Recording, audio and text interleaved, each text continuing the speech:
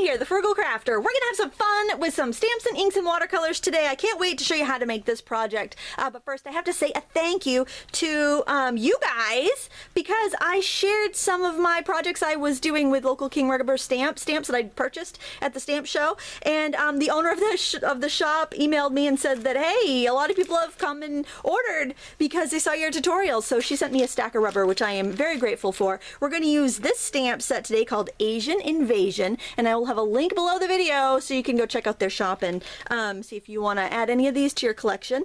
And they also sent me this fun set called Summer Vacation, which I'll be using for some of my summer scrapbook pages, and I'll also be using this Dock Desolation set on some of my scrapbooking pages. And I already have plans for this one for an anniversary card, because my husband and I are celebrating 13 years in a couple of days, so I'll be using this for his anniversary card. And also this set of stamps and dies, which is really great because all these little cutout pieces will actually emboss parts of the stamped image, so I'm looking forward to giving those a whirl too. So thank you so much, local King Rubber Stamps, and thank you guys for supporting them and letting them know you heard it here, because they sent me some more stamps to use so I can inspire you hopefully with some more tutorials.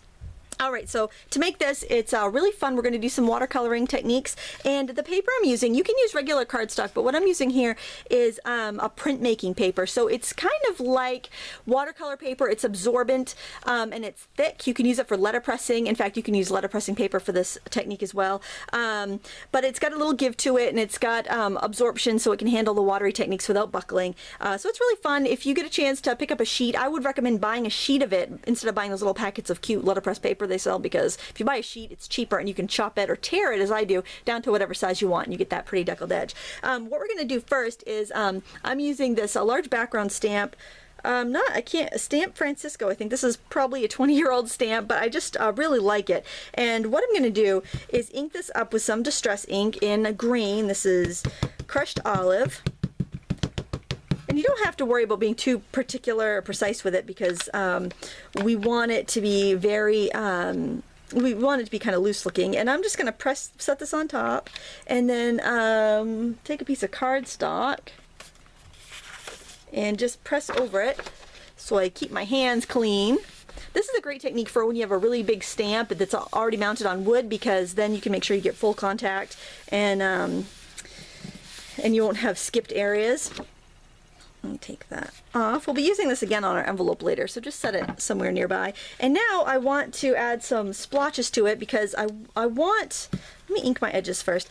I want to have this surface unevenly damp, because when I do my stamping on it, it's going to help give my stamped image a really watercolory look, so it looks like I painted it rather than stamped it, which is just something kind of fun and new to do. And I'm going to move my finished project out of the way so I don't accidentally spray it. So what I'm doing is I'm spraying, but I'm trying to like halt my sprayer as I go, so that I get some big splotches, kind of like I did there in the middle, and maybe just shake on a little bit of splotches there.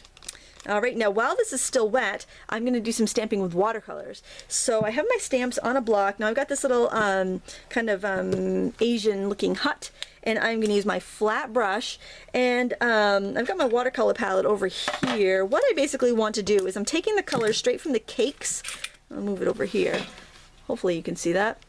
And because I don't want too much water on it, and it's important that you clean your stamps with some stamp cleaner if they're brand new before you try this, otherwise the paint might not stick. So I'm going to go in with some burnt sienna, and I do just kind of tap it off so I don't get a big glob. I don't want globs going in the grooves, but I do want the paint to be pretty dry.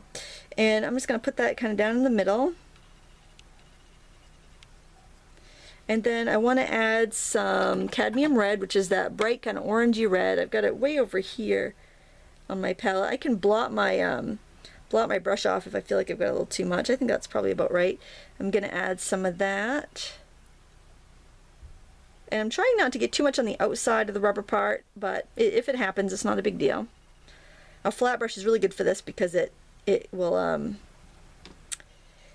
it'll help it not get into the grooves and help it sit kind of on the rubber. And now I want some Prussian blue or some turquoise, some kind of green-based blue.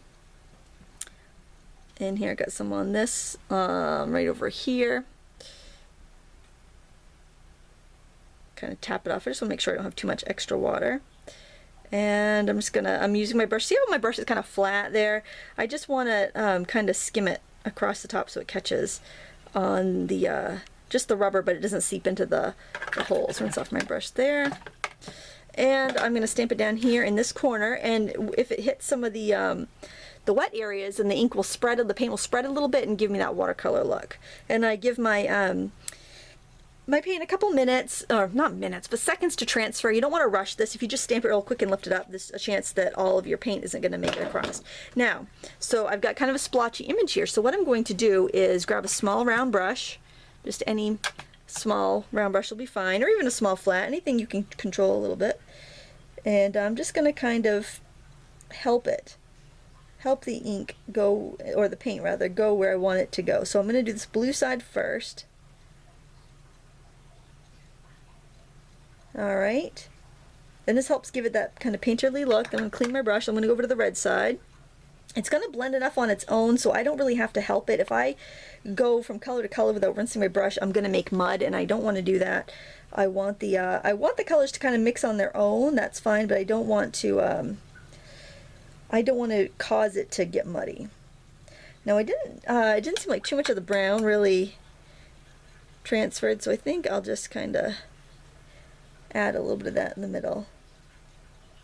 And where the blue and the red mix, because that's an orangey blue and that's a greeny, that's a greeny blue and that's an orangey red, it's going to make brown or gray where they mix. So that's fine if it does it on its own. You kind of want that, but I don't want to try to force it, or I'm going to end up with mud. So there is my little building there.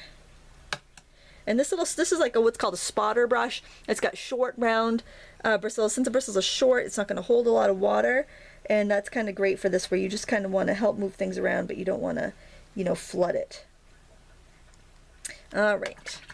Now I want to get the little bird in there. Now if you have too much water, what you can do is just grab a paper towel or a tissue, whatever you have, and you can kind of blot it up. So that way if you feel like you've got a little too much here and there, you can just blot it up. Or if you get somewhere you don't want it, you can, like if it overstamped, you can just wet it and blot it off, and that'll be fine. And I think maybe before I do the bird, I put like a little mountain in here, and I think I'm going to put that in there too. I like the way that looks, and I'm going to go back to my flat brush for that. I'm simply going to paint in with some water. I am not going to go right up to, I'm going to go up to the building but not touching it, because I don't want to make all that color blend out. And I'm going to go in my Prussian blue, and I think I used some mauve that I had left on my palette from the other day. I'm just going to go ahead and use that. I'm just going to add that in. And I like the way the text looks kind of coming out through there. Just get my little mountain painted in there. It's very easy to do. Don't fuss it. The more you work on it, the worse it's going to look. You want to just kind of let it do its thing. And I'm going to put a little grass kind of in the foreground with this sap green. It's on my palette. Keep in mind what colors you're using, so you can go back and use the same ones again. Alright, so the little bird here is really cute, and we're going to ink it up the same way. I'm going to do it mostly in the brown. Actually, you know what? I think I'll add a little yellow ochre to that first. I think try that again. It doesn't want to stick. Sometimes it happens. There we go. See, sometimes you just have to wipe it off and go again. A little of the burnt sienna. And I'm feeling mellow today. I'm feeling like it's like I need another cup of coffee. I think I might go do that after this video, but that's alright. You can enjoy a nice, calm, soothing, relaxing, happy little video. Happy, that's a happy bird. I love Bob Ross. Alright, we're going to do a little bit of that blue. Just kind of dab some in there.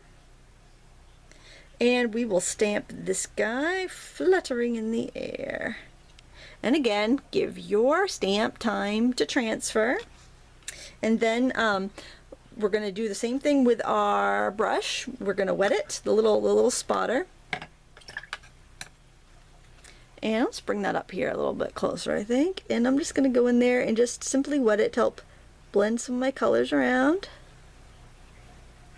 It doesn't really need a lot of help. That's a great thing about these stamps, and why you keep going back year after year to shop with them, because that you don't need to do a lot of work. You can have a quick card because the designs are so nice. Lisa, the owner who does these designs, is a very talented artist, and she knows that you don't have a lot of time to stamp. I mean, that's like, you take one of her little classes and she knows that you don't have a lot of time, that you want to get a beautiful card and you want to get it done quickly, and that's what she shows you how to do. And if you ever get a chance, if you're going to a stamp show, take one of her classes, because, or even just watch one of her demos, because she's very good at simplifying it and breaking it down so you can do it quickly. All right, so this is pretty much done. Now we need to make our little label, and I'm a big believer in taking the stuff you already have and mixing it up with your new products, because every time you add a new stamp to your collection, it's like you got 10,000 more options, because you can mix everything. It's like how many, like when they take a 4-digit number, how many times can you multiply that? It's like that with stamps. You add another stamp to it, it's like adding another digit to a string of numbers. You get even more you know, more options. So I don't know if that makes sense, but that's kind of how I look at it when I add a stamp to my collection. So we're going to just get a scrap of cream cardstock, and I keep all my cream and white scraps. I chop them down and put them in a coupon organizer, so that way I always have it when I need it. Do you say coupon or coupon? I say coupon. I know coupon is correct, but I just can't seem to get myself into saying it. Just like groceries. I always say groceries instead of groceries. Well, you know, you can't teach an old dog new tricks. I don't know, groceries sound funny to me. Groceries sound right. Coupons. I use my coupons on groceries. I sound like a redneck. Oh well, I sound like a Maina. We're gonna stamp a frame. Now this frame is older than the hills. It's an old rubber stampede frame. It's just a regular frame. I'm sure you have some like it. I know I have clear stamps that are very similar, but I keep these two little guys on my table at all times because they're so great for sentiments. And this sentiment set I'm gonna show you is actually from Stampin' Up, and I'm not sure if it's around anymore. It's called the Occasion Alphabet. I'm telling you what, it was expensive. It was like 30 bucks unmounted. And I use it a lot because I love how it has like these little occasions in here. You can stamp it right in one of those little frames and cut it out as easy as pie. If you have a die that matches a frame, then you're just in business, aren't you? But it's so easy, and I love the sympathy sentiment here. It's and I'm gonna stamp it. I'm gonna ink it in a couple different colors. I'm gonna use that same green from the background because we like to I like to keep using the same things over and over again. And then I'm going to add some faded jeans. And I'm not using watercolors for this because when you're doing text, you need a crisper look, or you're not going to be able to read it. So that's why I'm using ink. And I typically don't stamp with a distress ink, but it was working good for this, so I'm going with it.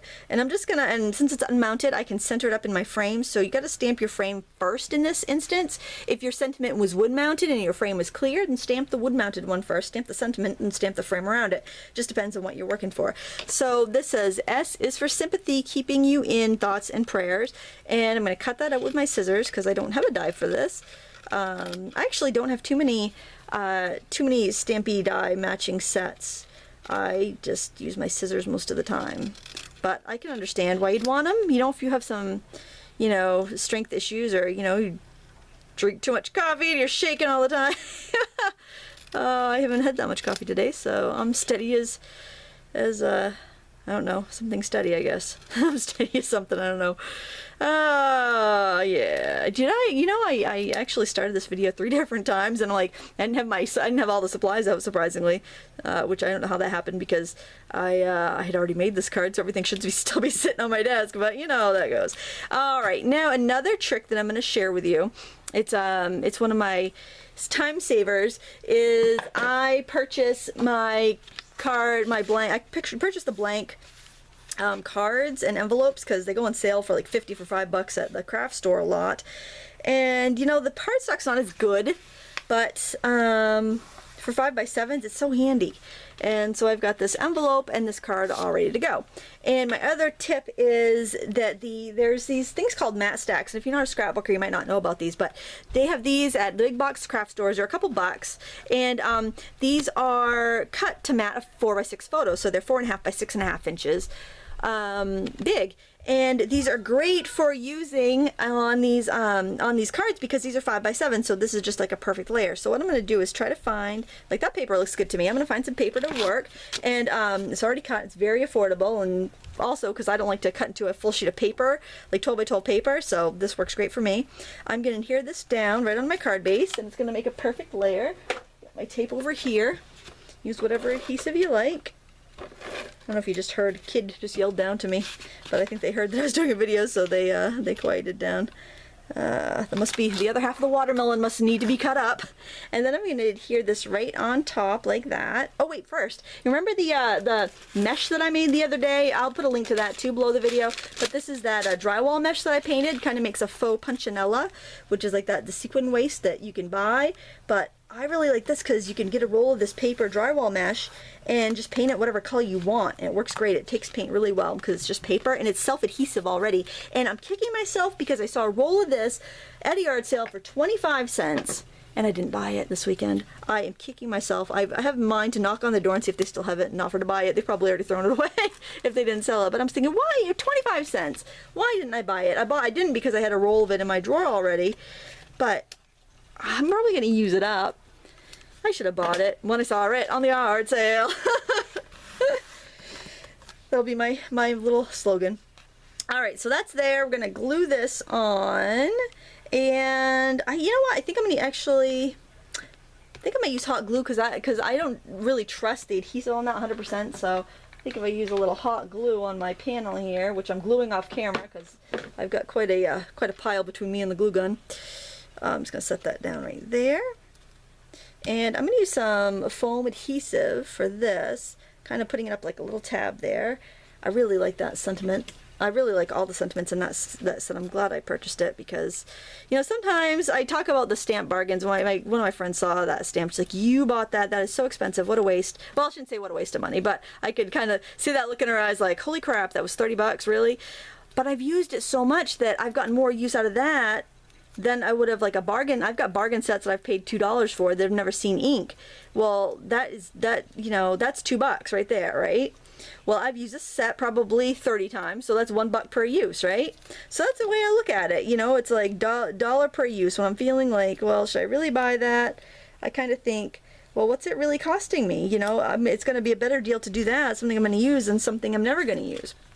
All right, so here I have punched out some circles from some cans, and this is from a root beer can. I like that graphic pattern. This is from a seltzer can, and I'm just kind of arranging stuff around however I would like it. I might do a couple over there. Maybe I'll put those over there like I did on the other one.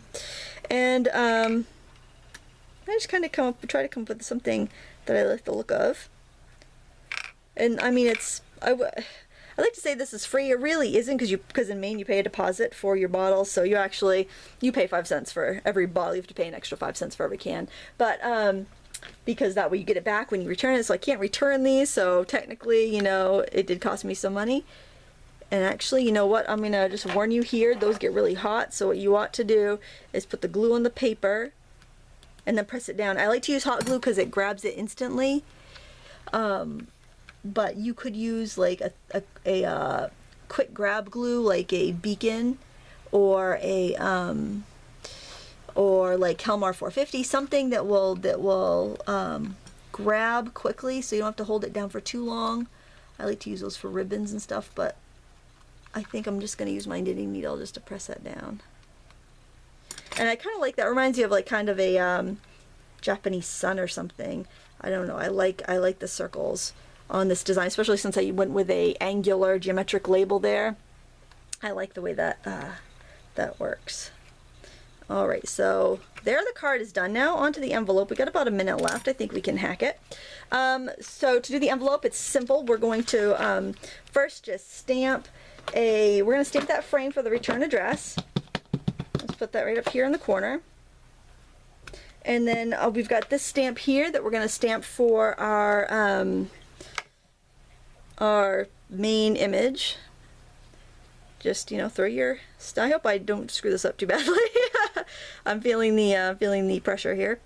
I'm just going to ink it up with some brown and some red and some blue. We're going to hope for the best here because I really don't know if that's even going to stamp very well because I took a little more time before.